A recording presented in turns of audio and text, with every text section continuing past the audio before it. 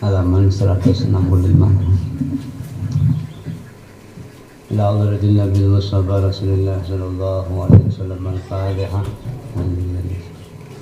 Bismillahirrahmanirrahim. Alhamdulillah. Iyyaka na'budu wa iyyaka nasta'in.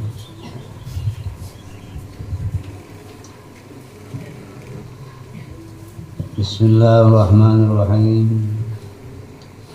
Alhamdulillah Rabbil Alamin. Wassalatu wassalamu ala sayyidina Muhammadin wa ala alihi wa sahbihi ajma'in, amma ba'd.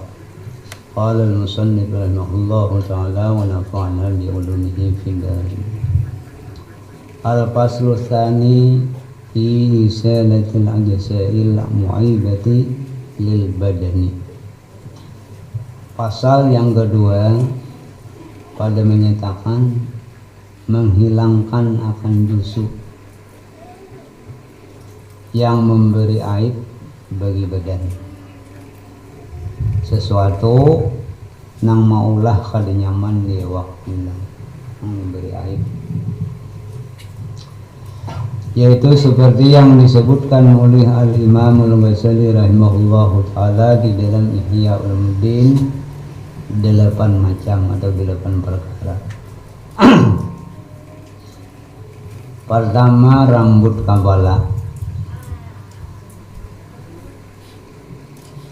Dan tiada mengapa menyukur rambut kepala itu bagi seorang yang tiada berkehendak menyucikan akan kepalanya, dan tiada mengapa meninggalkan akan dia kalau membesok bagi seorang yang berkehendak menyisir akan dia. Kepalanya ya sabu panjangnya lelaki yang gini ada bapak. Bila hendak membersih atau juga soroi dan minyak, ya panjang akan. Emang ada akun soroi ndak kulir dari digundul, latihan lah.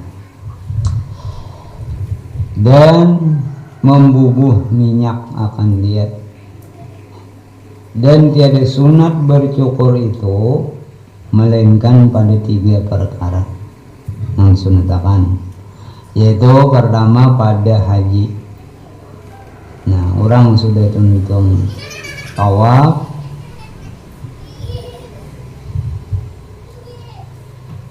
sunatnya bercukur.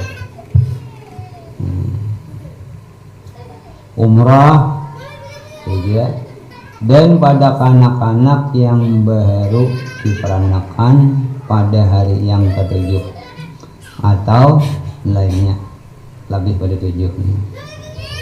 Dan makruh menyukur setengah rambut dan meninggalkan setengahnya. Nah, itu makruh, kita rajin tuh. Baik begundul buat pahala sunat.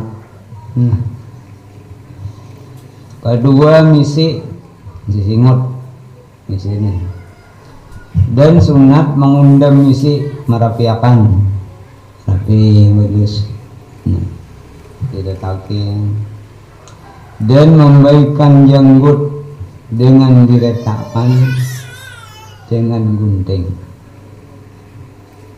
janggut tabel bagus, diletakkan nggak jenggot kambing dah.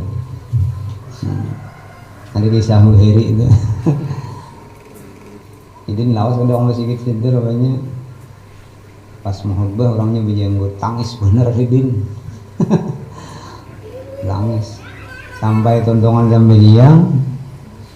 Tahu nih orang kenapa sih kan nangis sadihnya naruh khutbah, katanya udah bapak kok. Sayanya udah jenggot itu kayak ikatan kambing. Kambing kok nanti itu jenggotnya berharinya, ya genangan apa?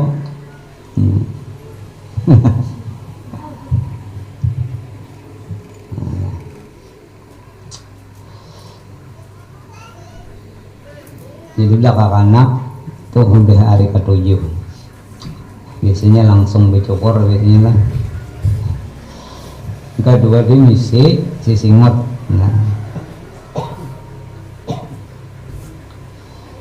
Dan kata setengah ulama makruh mencukur jenggot Dan tiada mengapa memanjangkan dua ujung misi gabis ini nih, ujung seperti yang diperbuat akan dia oleh Sayyidina Umar radhiyallahu anhu.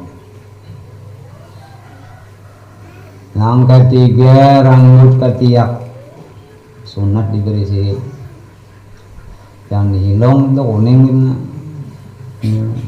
kayak pirang. Ketiak mau aja. Nah, dan sunat mencabut bulu ketiak pada tiap-tiap 40 hari sekali hukumnya. 40 hari cabut. Dan memadalah mencukur akan dia Jawa itu gundul. Mana cabut sakit, ini gundul. Jika ia tidak berada, kada terbiasa kita mencabut akan dia. Karena mencabut itu terkadang menyakiti akan dia. Karena yang dimaksudkan ialah menyucikan dia. Nah, dan yang dimaksud. Jadi bila digundul otomatisnya bersih. Dan yang demikian itu memadai dengan dicukur atau dengan kapur dicabut itu. Dan seyogianya jangan ditakhirkan daripada 40 hari. Jangan sampai habis. Jadi 40 hari cabut. Langkah 40 hari-hari. Ini ada yang seumuran ada yang bulan ini. Ayo pirang. Nah, sunat menghilangkan akan dia dengan dicukur atau dengan kapur. Dan seyogianya jangan ditakhirkan daripada 40 hari. Jangan lebih. Ini lebih ada dapat pahala sunat lagi. Nah, kalau sudah di 40 ini dapat pahala sunat. Kelima, kuku. Dan sunat mengerat kuku, mengirisi juga. Karena sabda Nabi sallallahu alaihi wasallam, "Ya Aba Hurairah, kallim asbaraka fa inna syaitana yaqudu ala ma qala minha." Artinya, hai Abu Hurairah, kerat olehmu akan kukumu karena syaitan itu duduk di atas yang panjang daripadanya. Nah, ini mudahnya syaitan di kokonya. Sabileh yang namanya hilong. Dan kata Imamul Ghazali rahimahullah ta'ala di dalam Ihya Ulumuddin, walau kana tahta zufri wasakhun fala yamna'u dzalika si'adal wudu li'annahu la yamna'u wudu usulul ma'i wa li'annahu yatasahalu fihi lil hajat. Artinya, dan jikalau ada di bawah kuku itu cemar-cemar kotoran daripada daki, makanya itu tiada menegahkan yang demikian itu akan sah air sembahyang. Karena bahwa yang demikian itu tiada menegahkan akan sampai air kepadanya. Karena yang demikian itu dimudahkan di dalamnya oleh syarat karena hajat. Nah, ini mau nari-geriget ini dua kokon. Asal jangan getah aja sampainya anu banyak itu. Tapi bila getah wajib hilangkan. Nah, kalau deki aja ada apa-apa sampai aja banyak. Nah, karena adalah Nabi sallallahu alaihi wasallam menyuruh mengarat akan kuku dan menegur ia akan barang yang melihat ia akan cemar-cemar yang di bawah kuku. Orang Arab padahal tiada menyuruh ia akan mengulang akan sembahyang mereka itu. Nah, walaupun panjang kukunya ada tak teki di bawahnya, Nabi menegurnya menyate. Tapi nang sudah sembahyang nang lalu pada suluh memiliki kalimulangan. Jadi berarti sahaja. Nah, dan kaifiat cara gitu, mengerat kuku, cara mengiris kuku tangan itu bahwa hendaklah dimulai dari telunjuknya yang kanan. Ini dulu mengirisnya. Kemudian maka jari tengah birit. Kemudian maka jari manis. Kemudian maka kelingking tangan kanan, birit nah. Ibu tangan tinggal loh, jadi telunjuk, jadi tengah, jadi manis, kelingking. Ibu tangan tinggal. Maka kelingking tangan kiri, ketiwa ulang. Nah sebelah kiri kelingking. Kemudian maka jari manis, kemudian jari tengah, kemudian maka telunjuk yang kiri, kemudian maka ibu tangan yang kiri, kemudian maka disudahinya dengan ibu tangannya yang kanan. Nah ini menurut Imam Ghazali. Ujar adalah fadilahnya itu supaya jangan sampai kaur benar, bisa kaur benar. Nah jadi ibu tangan lo, nah terus irit ini ulang, nah terus anyar ini panggilan. Menurut Imam Ghazali. Imam memang lain, ada lagi yang lain pendapat. Ada mulai ibu tangan, ke tengah, hanya kelingking, hanya ibu tangan, ada apa telunjuk, hanya jari manis. Ada bermacam-macam berjalan. Jadi Imam Ghazali ini mulai telunjuk diakhiri dengan ibu tangan kanan. Adapun kaifiat mengarat kuku kaki, berarti sebenarnya si kokonya nih, maka yaitu yang dimulai daripada kelingking kaki yang kanan, kelingking kanan, dan disudahi dengan kelingking kaki yang kiri dengan tertib itu. Ibu urut kelingking, nah jari manis kaki, jari tengah, telunjuknya, ibu betis ulangan kiri, nah terus sampai ke kelingking. Demikianlah disebutkan oleh Al-Imamul Ghazali rahimahullahu ta'ala akan kaifiat mengerat kuku tangan dan kaki itu di dalam Ihya Ulumuddin. Ketujuh, khitanul walad, menyunat anak. Nah ini hukumnya wajib, tapi caranya sunat. Dan seyogianya bahwa ditakhirkan khitan itu daripada hari yang ketujuh, daripada diperanakan hingga tanggal gigi kanak-kanak itu karena menyalahi Yahudi. Jadi bila imbah 7 hari, nah ya namanya sampainya pacol gigi waktunya dah. Orang Yahudi sebelum 7 hari sunatnya deh. Nah orang Yahudi, jadi kita supaya jangan sama orang Yahudi liwatakan pada 7 hari sampainya pacol gigi. Nah, 3 tahunan ini meragus entak.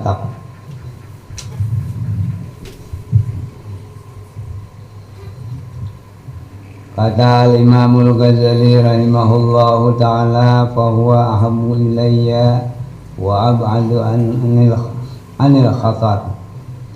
Artinya mentakhirkan hitan hingga tanggal gigi kanak-kanak itu terlebih kasih kepadaku dan terlebih jauh daripada bahaya.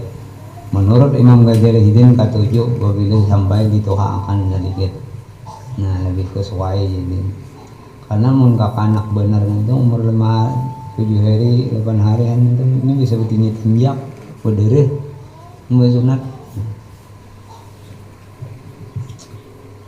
Dan sabda Nabi sallallahu alaihi wasallam, al khitanu sunnatun lirrijal wa makramatun linnisa.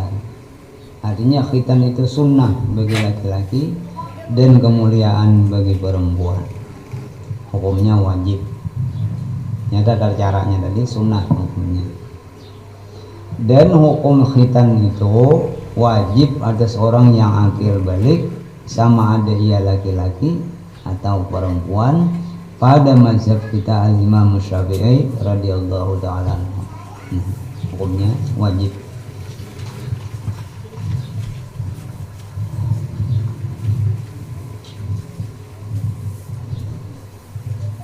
Kadalapan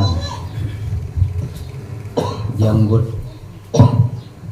Kata al-Imam Nakhai, ajibtu li rajulin aqilin tawilil lihyati kaifa la ya'khudhu min lihyatihi fa yaj'aluha baina lahyataini fa in tawassatu lamassuta fi kulli syai'in hasanun. Ujar Imam Nakhai, heran aku bagi seseorang laki-laki yang akil, bakal yang panjang janggutnya. Bahasa kitanya hirani bangga. Imam Nawawi merasa bangga melihat orang yang panjang janggut. Betapa tiada mengambil ia daripada janggutnya itu. Karena kalau dipelihara, maka menjadikan akan dia antara dua dagunya, maka karena pertengahan di dalam tiap-tiap sesuatu itu terlebih baik. Orang janggut panjang jadi Imam Nawawi kata jawaban arti. Dan makruh di dalam janggut itu 9 perkara. Pertama, menghitamkan janggut yang putih karena menyerupai bagi orang muda. Dan yang demikian itu didegahkan oleh Allah, oleh Nabi Sallallahu Alaihi Wasallam. Sabdanya, khairus syababikum man tashabbaha bi suyukhikum wa syarru suyukhikum man tashabbaha bi syababikum. Artinya sebaik-baik orang muda kamu itu yaitu orang yang menyerupai dengan orang tua kamu. Dan sejahat-jahat orang tua kamu yaitu seorang yang menyerupai dengan orang yang muda kamu. Maksudnya apa? Orang anom kelakuannya kayak orang tua, itu yang paling baik.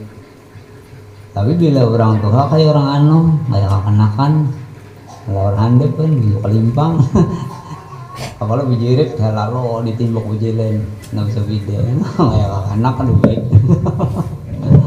Jadi yang baik itu kekanakan orang anom, tingkah lakunya, pemandiriannya kayak orang tua, itu paling baik. Orang tua kayak kekanak, menganak kayak dulu.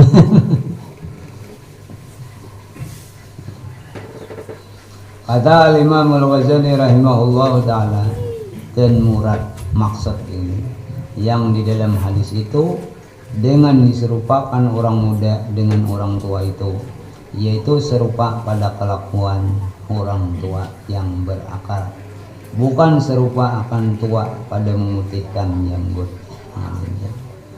Kelakuannya, tingkah laku, adabnya menurut orang tua. Awalah huban putih, punya rambut yang diputihi lebih. Maksudnya itu kelakuan orang tua itu ditiru oleh anak muda, itulah orang yang sebaik-baiknya. Dan sabda Nabi Sallallahu Alaihi Wasallam, as-sawadu yudabu ahlina. Artinya menghitamkan akan janggut yang putih itu yaitu hinai ahli neraka, mewarnai warna ahli neraka. Hinai ini warna.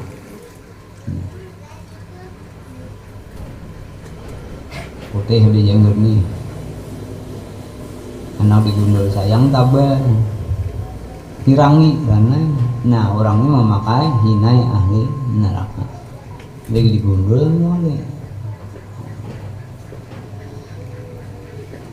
Dan pada satu riwayat yang lain, al-khidabu bis-sawadi khidabul kufar. Artinya berhinai atau mewarna janggut dengan hitam itu yaitu hinai orang kafir. Banyak orang yang sampoknya mengirang akan ini. Dan karena inilah kata setengah ulama haram menghitamkan janggut yang putih itu, melainkan karena perang sabil. Nah, untuk perang boleh rambut hirangi, janggut hirangi. Saya kira kelihatan orang anom, itu tuh orangnya. Nah, tidak anom, aduh ini musuh. Kedua, makruh memutihkan jenggot yang hitam dengan belirang supaya kelihatan tua, maka ditakzimkan oleh orang akan dia, hendak dihormati orang. Putih rambut jenggot, ini niatnya niat supaya dipuja orang, dihormati orang. Karena yang demikian itu ditegakkan oleh syara, agama melarang.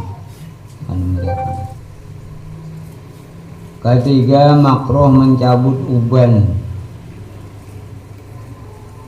daripada janggut, dan sesungguhnya menegahkan Rasulullah sallallahu alaihi wasallam daripada mencabut uban itu dengan sabdanya wa nurul mu'min. Artinya uban itu yaitu nur orang yang mukmin, cahaya. Kita kan ini jenggotnya uban, rambut uban, tak kan ini. So ubannya, banyak binian dong cabut uban ni sampai bawa doa cabutin. Ini, padahal itu nur orang beriman. Gunakan aja. Dia putih sama sekali habis sebukuan kayak orang asing. Nah orang asing ada di ini, padahal rambut putih ini. Nah jadi uban itu nurullah, cahaya yang diendak oleh Allah lawan kita. Dan barang siapa benci daripada uban itu, niscaya benci akan nur Allah. Nah mungkin akan aja uban akannya udah tuh aja, nah ya jabutin. Anak-anak kayak ada jabutin. Keempat, makruh mencabut segala janggut atau setengahnya, karena Sayyidina Umar ibn Khattab radhiyallahu ta'ala anhu dan Ibnu Abi Laili Qadi al-Madinah telah menolak penyaksian orang yang mencabut janggutnya.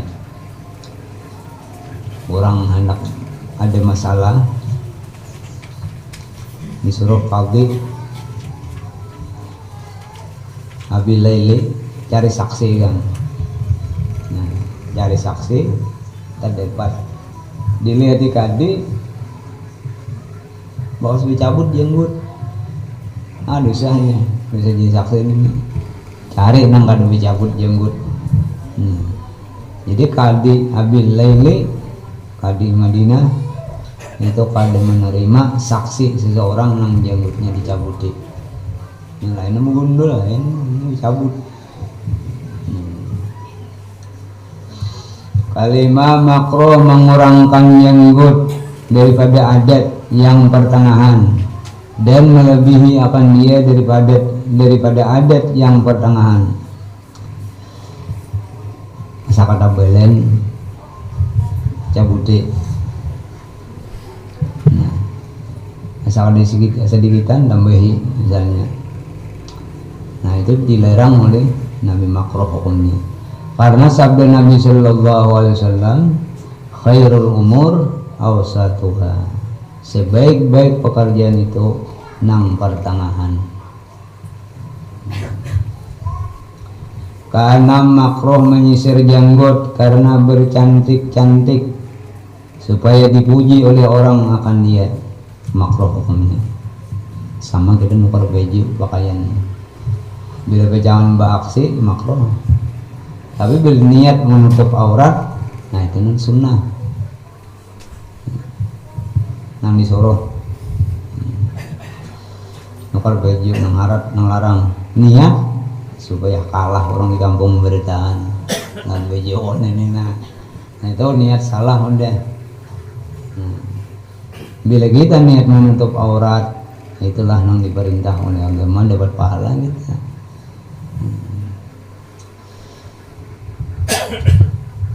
Ketujuh, makruh meninggalkan menyisir janggut pada susuruyan, berkusut-kusut supaya kata oleh orang akan dia zahid atau soleh. Orang-orang zuhud itu kadang memperkirakan ke awak lagi tahu beribadah, membaca ini itu baca ini. Itu orang zahid, orang zuhud, dan orang-orang soleh. Kita menyisir rambut. Kada digunakan saku kusutnya rambut digunakan. Nah, kada boleh nang kita makruh. Dan kata Basyarul Khafi radhiyallahu taala fi lihyati syirkani tasrihuha li ajlin nas wa tarkuha mutafallitatun tatan li izharil suhdi. Di dalam janggut itu dua syirik yang khafi, yaitu riya. Pertama, menyisir akan dia karena dipuji oleh orang supaya dilihat orang bagus, orang baik dalam hati ini nawasoro ya rambut. Nah itu riya ngarannya. Kedua, meninggalkan akan dia berkusut-kusut saunyaknya janggut itu rambut dia juga karena menyatakan ia zuhud daripada dunia. Nah ini syirik hafi juga ngarannya.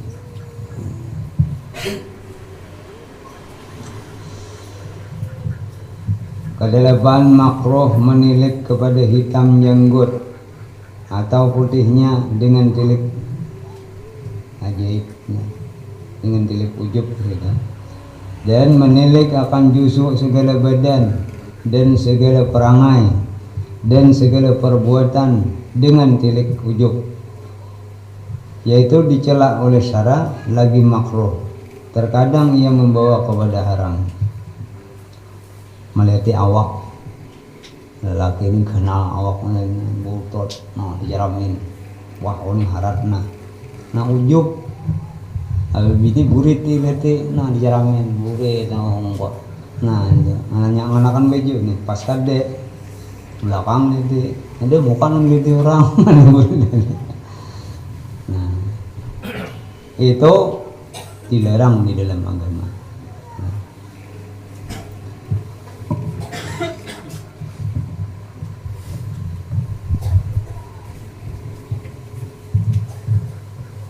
Terkadang itu haram. Nah, itu.